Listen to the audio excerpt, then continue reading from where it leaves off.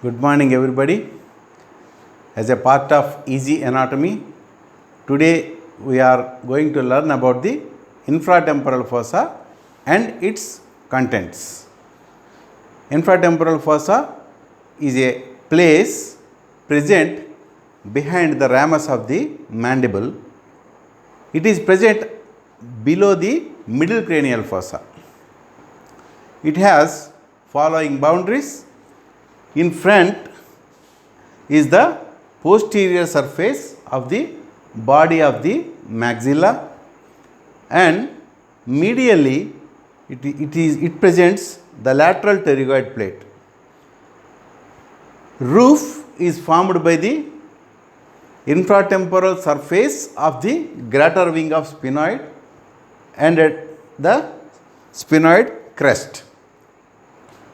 Laterally, the ramus of the mandible along with its coronoid process is present. Behind, the styloid process and the carotid sheath are present. It doesn't have anatomical floor. The infratemporal fossa is continuous along the spaces on the side of the pharynx. It has few communications with different chambers. In the roof, it has communication with the middle cranial fossa through the foramen ovale and foramen spinosum. In front, it is communicating with the orbit by means of inferior orbital fissure. Below, it is opened to the side of the neck. Medially, here this point, at the junction of the lateral pterygoid plate and the maxilla, there is a pterygomaxillary fissure which opens into the pterygopalatine fossa. So, thus it has communications with different chambers. The main contents of this fossa are two principal muscles of the mastication, the lateral pterygoid muscle and the medial pterygoid muscle. And at the coronoid process, the insertion of another masticatory muscle, the temporalis, is present. It also has the mandibular nerve and its branches, the otic ganglion, the chordotympani nerve, which is the branch of the facial nerve, and the maxillary artery and its branches. Among all these, the lateral pterygoid muscle plays an important role. It is a key muscle to understand the relations of this fossa. The lateral pterygoid muscle arises by two heads, an upper head and a lower head. The upper head arises from the infratemporal surface of the greater wing of sphenoid and the sphenoid crest.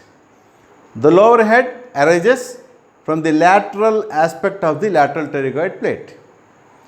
These two heads join to form a common tendon which inserts onto the pterygoid fovea, which is present just under the condyle of the mandible, and the fibers from the upper head also join the pterygomandibular joints articular disc.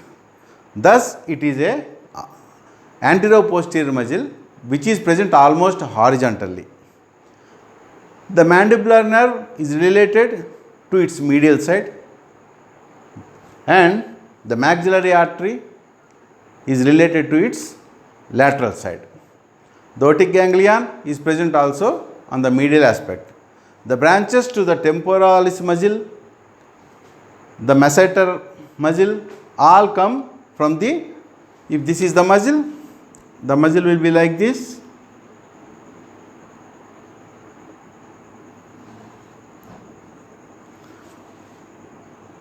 So, the upper head, lower head, the upper head originates from the greater wing of sphenoid, and the branches to the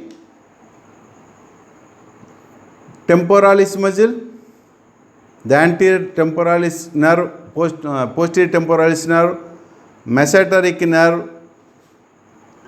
Likewise, the anterior and posterior temporal arteries all emerge out from the upper border. The nerve to the buccinator emerges between the two heads. At the same time, the maxillary artery passes between the two heads to enter the pterygopalatine fossa.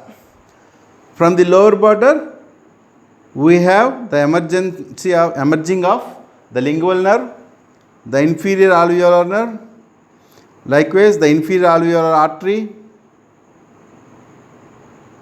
all come from its lower border.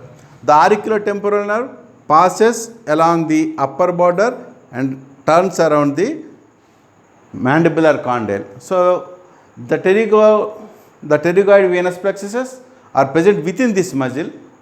Thus, it plays a key role to understand the relations in this fossa. We will discuss each topic in each separate videos which follows this video. Thank you very much.